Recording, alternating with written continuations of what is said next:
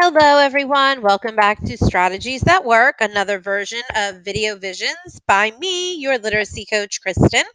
Welcome back to a great idea that as you're going into evals, I think that we all want to change up or update some of our current strategies just to kind of, shake it up a little bit and try out some new things. And one of the toughest things is using outside technology in our Blackboard live lessons. I think that we are nervous sometimes to go out and to have some issue and not be able to come back in, or wondering if the kids will be able to see what's happening on the other side of the screen. But I really appreciate those of you who have taken the leap of faith and are trying out some new technology, whether it's using the tried and true Kahoot, or thinking about something new like a Mentimeter quiz. So many of you are using Google surveys and Google Docs, and today I wanted to share a very simple version of an online quiz called Quizziz with you. So I just wanted to go through just some thought processes about what game-based learning does for our kids. So anytime we incorporate any kind of, theme of video games, or we have them do escape rooms or choose your own adventures or anything like that, we consider it game-based learning. And something that we can do to kind of get the mojo going with the kids is get something going and play a game as a bell ringer when they're getting ready to start, using that as a activity to get to know them, let them get to know you, let them take some ownership of the lesson, have them be a moderator, teach those kids that come in 10-15 minutes early, how to be a moderator and watch out for things, and help kids with the tools, and be those student experts that we know that they can be.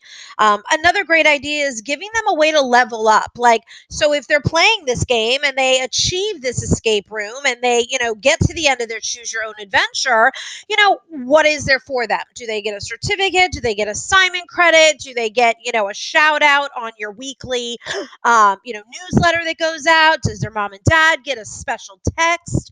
Anything like that, to kind of give them a reward for that perseverance and hard work. And last but not least, friendly competition is a good thing. It never hurt anyone to kind of get that competitive spirit going and see who can outlast who. So I did want to give a quick shout out to Ashley McElliott. She is over in physical science, for sharing some of these cool ideas that she had found from the FETC conference. So let's get into gamified classroom quizzes with Quizziz.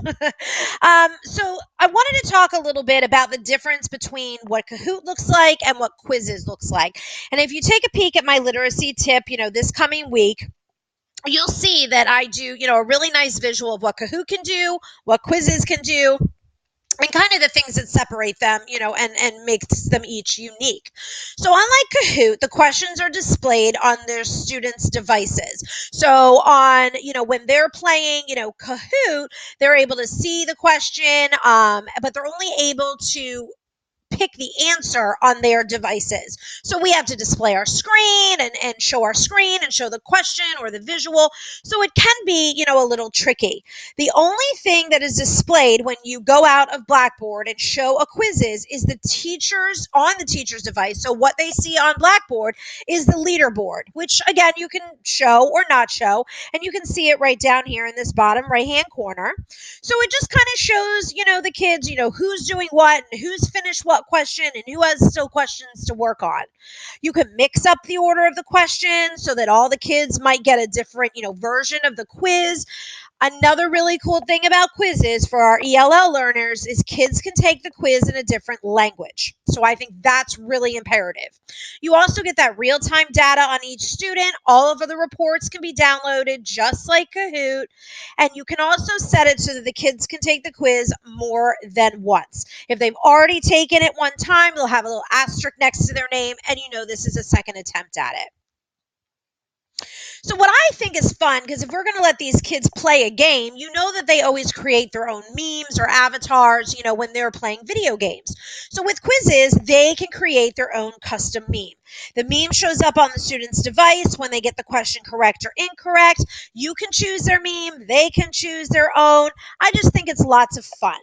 You can also see over here on the right-hand side the way the kids can kind of get some immediate feedback from you when they get an answer correct or they get it incorrect. You can modify your own feedback. So, for instance, if we wanted to say, oops, you made a mistake on that one. Don't forget the most common error here is to add 3, not subtract 3. Go back and try that question again. That's a great piece of individual feedback that we can give to our kids while they're taking these quizzes. Same thing, you got that question right. Can't wait to see what you do with the next question, which is a little bit tougher from module 5, on functions, something like that. So that's just another way to kind of make it a little bit more personal for each of the students in our class. So as you're preparing and reflecting during this evaluation season, please let me know how I can help. If you want to try some of these ideas that I send out on my weekly literacy tips and video visions, please just reach out. I'm only an IM away. I am happy to help anytime. Remember, all of these video visions and strategies that work series are housed on my Google site, as well as being sent to you each Friday. Have a wonderful afternoon, my friends. Thanks for stopping by. See you next time.